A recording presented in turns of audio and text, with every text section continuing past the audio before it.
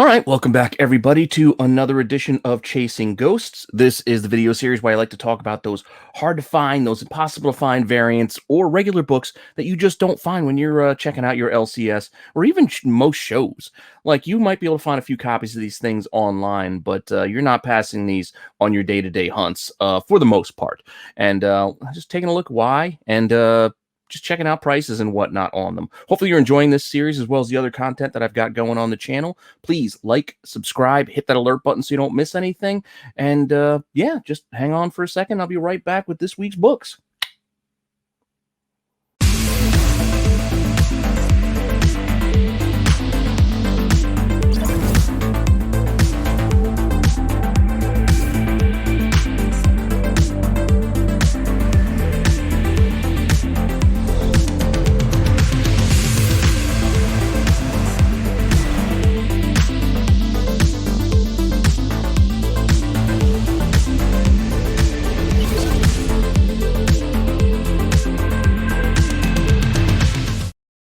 All right, so with my first book this week, I didn't want to cover Masters of the Universe because I already did a whole Masters of the Universe special. So getting back to those books didn't make a lot of sense to do so already. But everybody's talking about the Netflix show, and there's some positive and negative reactions. I just say, let's wait. This is only the first half of the first season until we get the rest of it before making any final determinations or decisions on it.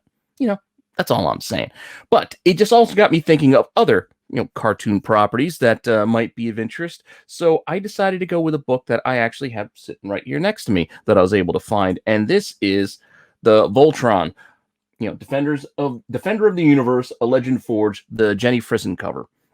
Now, this isn't even an incentive variant. As hard to find as this thing is, this is basically just the C cover. So this is just one of three covers that where I believe were probably open order. Now, I don't know how shops got to order these, if they got them in equal amounts, if they had to specifically order, one over the other. But all I know is it took me a while to find this book and to find this book at a decent price. And I'd have been looking for a while. I am a Jenny Frison fan, so I wanted this book, for a while. And thankfully, I managed to pick this one up. It's a 9.6 that I feel I got at a good deal because it is a 9.6 and not a 9.8. But that's fine by me as it's a copy that's just for me and just mine. Now, as I said, this is not an incentive variant. So we look at the actual print run on this book from July 2008, and it's kind of small, only 8,621. I mean, that's not really that big of an order for, this is an indie book after all, but you figure even if you put that into a third, this is less than 3,000 copies of this, which might make it tough. And I don't know if it's an equal number, and actually there might even been 4 covers. I'm not even 100% certain there's only 3. My only point being, I don't know the exact print run on this because it would have been split over multiple covers, and we don't know exactly what might be out there, but we do know there was 8,621 thereabouts for the whole print run. So you make your own guesses and just check what you can find when you go out there looking. Now, when we look at the census, there's really not that much. When you look at it, 34 copies total.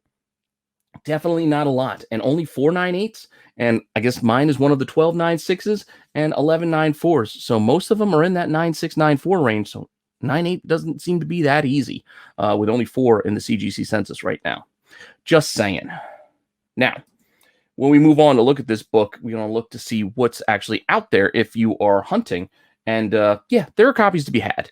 There are actually a few, quite a few. There might be 8 to 10 right now, which is not a tiny amount. Granted, I do not see this at any shops, but there are sometimes copies online. When I bought mine was like the only one that was up. So I don't know where all these copies have come from recently, but there they are. There's a bunch of copies up right now, and you can have this anywhere from the raw. It's about $200 to $250 people are asking, or $1,500 for a 9.8, or $2,000 for a CGC Signature Series 9.8.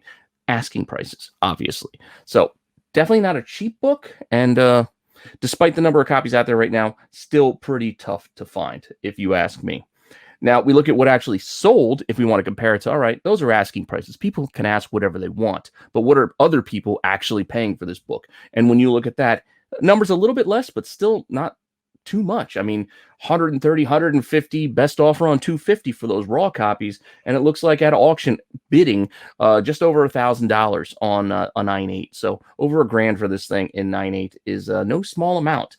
So definitely not a cheap book, despite a few copies being out there to be had if you were looking. But definitely a book that I like. And again, fan of this cover. I love the pink. I love just the whole layout of it. It's classic look to it, as well as mixing in Jenny Frizen's art. It's good. It's fantastic to me. So I dig it, and I'm happy to have one. Now, that being said, that was our first book. And the next book that I want to share was actually a suggestion from my buddy JJ Maxwell. He had just mentioned this book and had been looking for one for himself for a while now. And this is a tough Star Wars book. Yep, it's JJ. I do a Star Wars show with JJ, so you could guess that we're talking about a Star Wars book. And the book we are talking about is this 1 in 4,999 incentive Vader down. Not a 1 in 5,000. A 1 in 4,999, which I think they did that as kind of a little tongue-in-cheek kind of joke. But that being said, you can see Vader, Jackson on the cover, very small in the background. This is like a sketch version of Chip Zdarsky's cover. I think he did a lower incentive, lower than this 1 in 4,999. But yeah, definitely a very high incentive, which you got to be thinking, that's absolutely insane. But you know what else is insane? The number of copies that were actually printed on this book in November 2015, 384,969. So 385,000 copies were printed. That's nuts. So that would leave us roughly about 77 copies in that 1 in 5,000 about ratio. Definitely a tiny amount, but not as tiny as you might have thought when you first saw that ratio, considering the sheer number of copies that were actually printed. Tons of different variants and tons of different incentives along the way with this thing. So definitely a lot of options when this book came out. This was when Star Wars was reintroduced to Marvel. I mean, the regular Star Wars book, I think it had over 1 million copies sold, which was insane at the time as well. Like harken back to those days of the 90s. But yeah, so 77 possible copies seems like a very, very little, very, very small amount. But when we look in the census, a good number of those look like they've been slabbed because we have 42 in the census. That's more than the Voltron book. There's 42. So 22 of them are 9/8s and 13 of them are 9/6s. And then just, 6/9/4s and then 1/9/0. And that's it. I mean, 42 is also not a big number. Not saying that. I'm just saying percentage-wise over the expected total amount, over half of them are already slabbed. Is kind of crazy, but one would think if you did have a book that was that rare and that hard to find, you probably would get it slabbed too. Just saying, that would probably be at the top of anybody's list, provided the copy wasn't all destroyed. But why would somebody destroy a book like this? God only knows. So, what is a book like this? What are the asking prices on something like this? They're going to be pretty high, as you might guess, and they are. Yes, I get it. $48,000 for a signature series 9/8 is kind of crazy. But what are you going to do? It's got a sketch on it. It's just a special book. So that's just a very odd one-off kind of creature there. But then there's another one that's 14,000 also with the same kind of sketch. And then a 9/6 is $9,200. And that's it. That's what was up there. Very, very, very high prices. So it's not cheap. Definitely not cheap, but again, it's not an easy book to find. So the prices are what they are for a reason. There are a lot of Star Wars collectors out there. And when you look at what actually sold, you can see it may not sell for those high amounts, but it's not cheap when it sells. I mean, a 9/6 took a best offer on just under 10 grand. A raw copy sold for a best offer under 3 grand. Looks like another one sold for about 2,500, 2,000. This thing sells for a lot of money. So just keep that in mind if you do come across one or have a shot to get one. So 1 in basically 5,000. I'm getting tired of saying 4,999. Basically 1 in 5,000 ratio. Not a lot of copies. You said guesstimate at about 77. Not a big number for a Star Wars comic. So there's going to be a lot of interest, as there is. And thanks JJ for suggesting that one. Now, the next book that I want to talk about is a book that I actually had, and I sold it because, well, you'll see why. Prices forced me to actually have to sell this book. I had actually had it for cheap, slabbed it, got a 9/8, and I just had to move it. I just didn't make sense for me to hold it because I had no emotional connection to this book. And this is Invincible Iron Man 3, the Chris Anka 1 in 25 incentive variant. Yes, this is a 1 in 25 incentive for Riri. It's not that easy of a book to find. It's pretty tough. I just happened to buy one a couple of years ago for cheap just because I just kind of like the cover. And I thought it was interesting. I don't know, had this tech magazine kind of look to it. I just thought it was cool. So I just bought it randomly. And I don't even know what I paid. I probably paid under 20 bucks for it. It was pretty cheap. So getting it slab, getting it lucky, getting a 9/8, I had to do something about that. And I'll tell you a little bit why.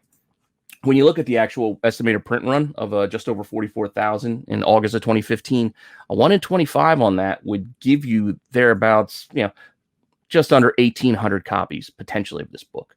That's not really that small of amount. As hard as this might be to find, and something I don't see all that often, that's not a small number. So seeing that and the availability, and also, like I said, I had no real emotional connection to it. I just kind of liked it. But you know what? I like the money a lot more. And I understand this is a interesting, but I'm not going to call this book a key, but it's interesting book because it's the first time she actually, I guess, goes by the name of Ironheart. But that in and of itself isn't that strong enough. It's not really a first. It's a minor footnote to me. So that's not reason enough for me to think this should maintain huge values. All I would point my dollars towards this would be its rarity and how much I like the actual cover. The actual guts of this book it's a minor footnote at best to me. That's just my personal opinion.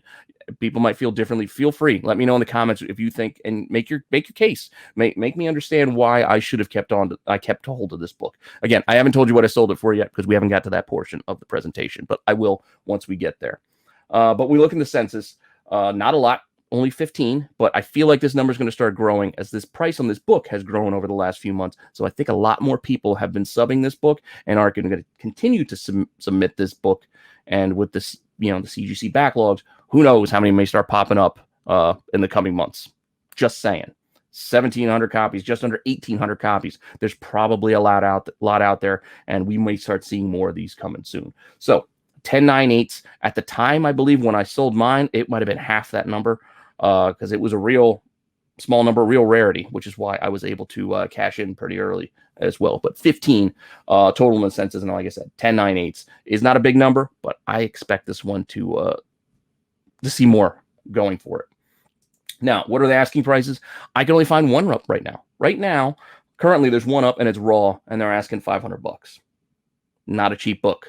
Like I said, not easy to find, despite the estimated numbers that we might have. But when you look what actually sold, there are quite a few sales. I only got put up one section of sales, but there were quite a few. There's maybe a dozen or so over the last couple of months, but you can see 9/8, $1,200, 9/6, best offer on 800, 300 and 250 for those raws. Now, I also sold mine for $1,200 months ago. Like a few months ago, I threw it up because there was none up at the time. Like I said, it was a very low number in the census. It might have been 3, it might have been 5 9/8. I don't remember what it was, but it was very small. So the book was very, very unique and rare. So I just threw up a crazy $1,500 asking price, got a best offer of $1,200 and accepted it, and was happy to walk away with that because it's all basically profit. I told you what I paid for it. I told you what I did with it. So all that was basically profit. Again, convince me if I made a mistake and I should have held on to that book. But I don't think I made a mistake. I thought I did the right thing. I made plenty of money. I have that money to go on vacation in a couple of weeks. So when you guys don't see a lot of content coming from me in a few weeks in August, you're going to see why. It's because I sold this book and my family and I went away to go enjoy that money. So that being said, we're moving on to the next book. And again, I like this book. Don't get me wrong. But I like the money and what it's going to do for my vacation a little bit more. Now, my next book is this. I wish I could get a hold of one of these. I'm a big Jim Lee fan, as you probably know by now, watching this channel. And this Batman 608, the Retailer Roundtable program, the RRP edition, is one that I wish I could get a hold of. It's just got an awesome cover. Batman, Hush, and a Two-Face kind of vibe. Two-Face behind him, Poison Ivy. A lot of Batman characters throughout this storyline and represented on this cover that kicks off the Hush story. And as I said, Retailer Roundtable program, usually abbreviated RRP in cases. This is separate, I think, than some of the other retailer exclusives like the Saga. I think it's a different incentive program for retailers. I'm not a retailer, so I don't know a lot about that. I'd have to look into that a little bit more. But All I can tell you is I know there's a few DC books that have that RRP distinction. There's like a JSA All Stars and Fables, I believe, and something else I know offhand. A few things that are on my list to do eventually. So we'll get to those other books at some point. But with the Jim Lee book, we're just going to look at the estimated print run of the regular issue because I have no clue what this RRP issue has as far as print run goes. No idea. And I don't know how I would even figure that out or find that out. I got to imagine the number's low, but I don't think it's minuscule. October 2002 is when the regular issue came out. And like I said, just over 120,000 of the normal Batman 608. So again, we don't know how many are out there are printed for this book. But when we look at the census, we can get some idea because again, you have a book like this, you probably get it slabbed. There's 325 slabbed of this book. I would not have guessed that. I would not have guessed that number. So that puts me guessing that maybe there are 500 of these, maybe more, maybe less, but with 325 already slabbed, I got to imagine there's probably not a lot of reslabs in this. I mean, there's only 72 9/8 in that number, 111 9/6s, and so on and so forth. You can look it up in CGC yourself to see the numbers on this, but 325 is a big number to me for a book. But a book like this, it's not actually that big. And when I say 325, I'm not talking about, you look at like Hulk 181, there's over 10,000, there's tons and tons of, slabs for certain books. I'm just saying for a book that I thought would have been very, very low printed and hard to find, 325 was shocking to me. That's all I was getting at. And let's look at what's out there for this book right now. If you wanted to pick one up, and like I said, you're not going to find this in a regular shop. And if you do, you're lucky, and do what you can to grab it because you'll probably never see it again. But if you want to buy one online, not cheap. Not cheap at all. Just under 10 grand for a 9/8. I think that's a 8.5 maybe, 3,500, and then a raw for 3,000 up at auction. So definitely not cheap. Couple $1,000s for this thing at a minimum. And when we look at what actually sold, there haven't been any in the last 3 months to show like a sale price. Now, there have been sales before of this book. I'm just going recent. So last 3 months is all the eBay history will give, and none have sold on eBay. They probably have sold in other areas, heritage auctions, Comic Link, things like that. But I don't have the time to go digging into all those other areas to get sales data. So I'm just doing a quick eBay search, something any of you guys can do on your own, and it's not using any hidden tricks or special logins or special access. Stuff everybody can look up for themselves. And I'm just trying to give it to you in the easiest fashion possible. But none sold in the last 3 months for this book. But still a cool book and one that I would love to add to my collection if I could get one, but probably not at these prices. Just being real, just being honest, I can't personally. Now, I do have one more that I just kind of want to throw out there as we're talking about Batman and Jim Lee and 608. And this is a book I actually did manage to pick up at a show for a good price. Granted, the copy I picked up is maybe an 8.5, very fine, like at best. It has a decent tick on the spine that's not pressable, like it's not coming out. But the second print for 608 is just a gorgeous Jim Lee cover. I just love this cover. It's very simple. It's very striking. I have it on a t-shirt. It's just definitely a cool cover to me, and I'm happy to have one. And like I said, this is the second print for 608. Now, from what I gathered and what I read, Batman 608 sold out. It was released in October of 2002. And then just 2 weeks later, I think it was November 13th of 2002, this issue came out and sold out pretty quickly as well. But I don't have a print run number. And I know you could try to estimate it and say, well, if the top 300, which I think the lowest ordered book on the top 300 was something like 1,100 or 1,300 copies, you would guess then maybe there were less copies than that ordered for this second print, but I don't know if that's actually true or not. Guessing in that way. It was not in the top 300 when I checked Comicron for the print run numbers. It was not there, so I have to put a question mark over what the actual print run is. But as I said, you give those estimates and you look at the lowest ordered book, it didn't line up considering when I checked the census on this thing, there are 1,700 copies graded. So there's no way there were under 1,300 or whatever it was. I don't remember the exact number on Comicron, the lowest ordered book that would have been ordered less than that. There's no way, because if there's 1,700 graded, They couldn't have printed less because there's not that many reslabs. There's not going to be, 500 reslabs of this book. We got 645 9/8s, 499 6s, 246 9/4s, 137 9/2s, 84 9/0s, and I could keep going, but these are big numbers for a book. This may not be as hard to find as one might think, based on this 1,706 slab copies. That's probably going to be one of the bigger numbers that I show on this Ghost show. But I still wanted to look into it, just kind of a little added extra, because this was tough for me to find. Like, this was not a book that I saw out at the shops when I was looking. I like I said, I found it at a show and I bought it there. So was a tough get for me. So that's why I had it in the back of my mind to look at it for something like this, and figured I'd piggyback on the RRP with this one. But still, definitely a cool book, and you can look out there. There's a bunch of copies available as well, as you could guess, and still plenty raw. Like, they're not all slabbed. With that huge slab number, they're not all slabbed. I mean, 220, 225 raw, 300 raw, 355 in 9/8 at auction. It's still going, so we don't know where that one's going to end. But there are copies to be had out there, to be sure.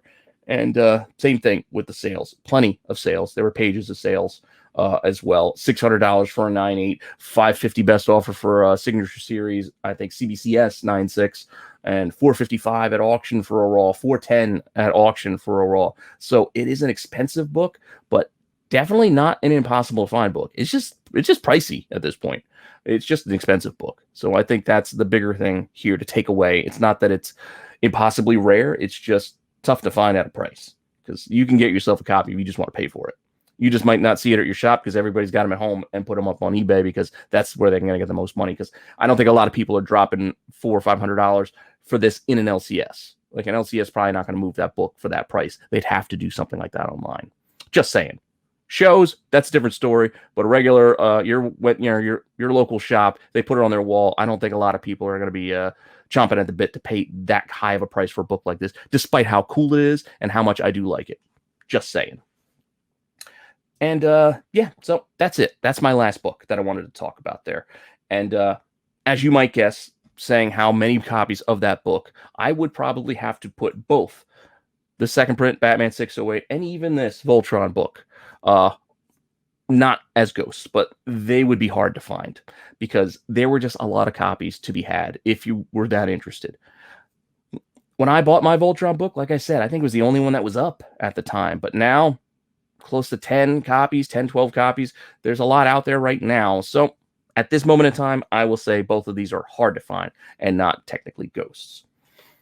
And given the print run numbers and the sheer amount that are possibly available for this Invincible Iron Man, I'm not going to put it as a ghost. I'm not going to put it even in hard to find. I'm going to give this one a one to watch, because I'm very curious of what's going to happen over these next few months. So I'm going to be keeping an eye on the CGC census. You do as well. There were 10 9/8s when we looked at this today here at the end of July. I'm curious to see by year end how many 9/8s are going to be for this book once CGC starts catching up to everybody's submissions. Just saying, nearly 1,800 copies of this book. There's probably going to be plenty that are going to get graded, and people are going to try to cash in for money. And there's still probably room. I will say there probably still is room, at these high prices, because we haven't gotten Riri yet. We haven't gotten any real news or teases to her Disney Plus show, but we do know where she's getting one. So we will be seeing more of her, and I think her stuff still has a lot of room to go. Certain books. We're going to see some bumps in the future, so keep an eye on it. We might have some more dips on the way as well, because we still got some time before we're getting anything, but definitely one to watch. So, given that I covered 5 books, that's going to leave me with my last 2. That Impossible Vader Down, one in 4,999 incentive, and the Batman RRP as my 2 ghosts for this week. Other ones, hard to find, one to watch, but these 2 are probably the ghosts for this week. So, hopefully you enjoyed that. And again, hopefully you're enjoying the content that I'm doing. I love looking into this stuff. I find it interesting. Hopefully you guys find it interesting as well. Again, let me know what else you would like to see in the comments. Tell me what you think about these books. Again, convince me about that Riri book, that her just going by the name of Ironheart is more important than I think it is.